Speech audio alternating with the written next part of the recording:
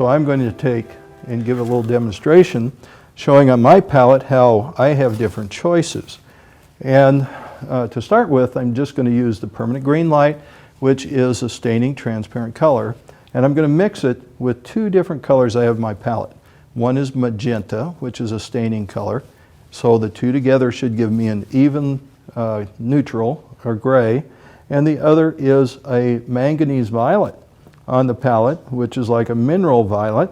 And it is a red violet as well, but it's going to give you a granulating color with this.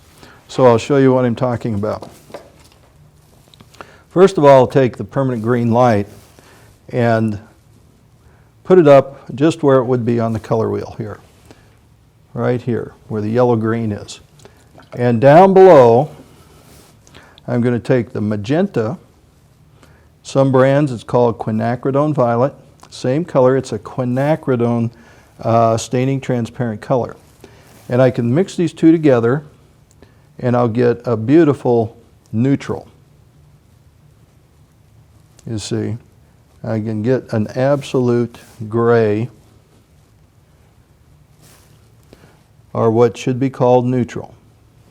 And I can take it to the red side, or the red-violet side, or I can take it to the green, yellow-green side, either way, and shift it, okay?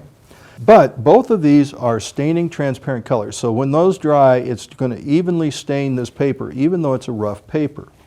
Now I'm going to take the same permanent green light, but this time use a manganese violet.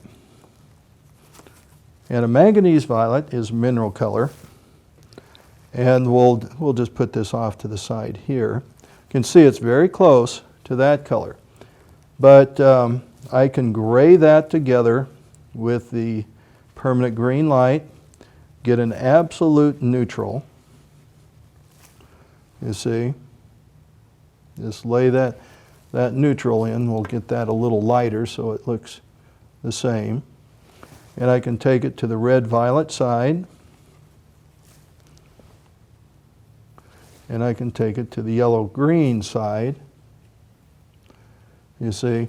So they're essentially the same neutrals, but one is going to granulate when I apply the water a little heavier, and it has time to settle. It'll give me nice granulation, where the other is going to evenly gray the whole paper.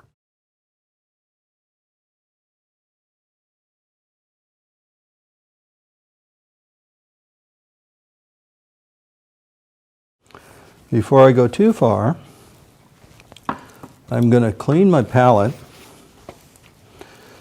and introduce the ultramarine violet, which is the complement. Going back to that first study where I took those different yellows and grayed them down, this is one of the mixes that I used. But I want this, I'm choosing this ultramarine violet here because it granulates. And I'll just charge that right in. You see how it grays down because it is the complement. So I put that one color on. I'm going to move this right over the top and gradate it up to the light, so it's going to be much lighter, almost to the yellow side, as I get to the top. And then a little more to the violet side as I move down. So that's the plan.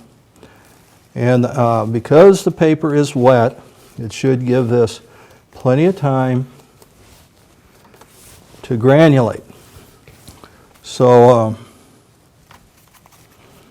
that's always the hope.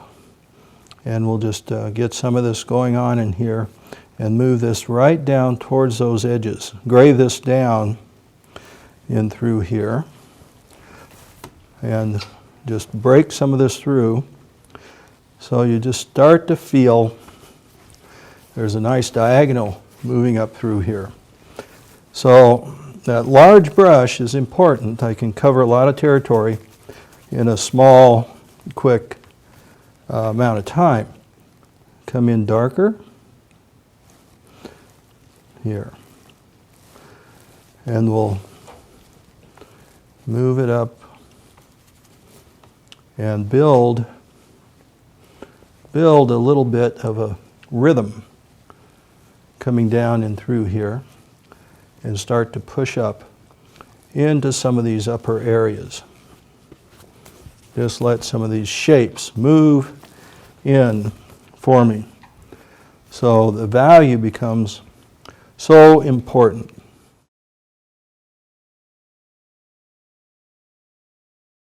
Some people would say, you know, I don't see that color when I'm out in nature. And that's probably true.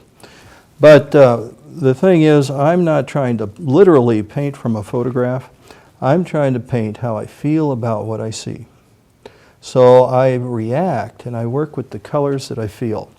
And that is really, to me, the most important thing. Don't rely on the literal, but listen to that inner voice and find out what it needs and where it needs to go. Everybody is going to see differently, and so we're going to have different things to say, and that's what it's truly all about. If we all painted exactly the same way, why would we paint? So learn from others and then push on and give it to find out what you have that's going to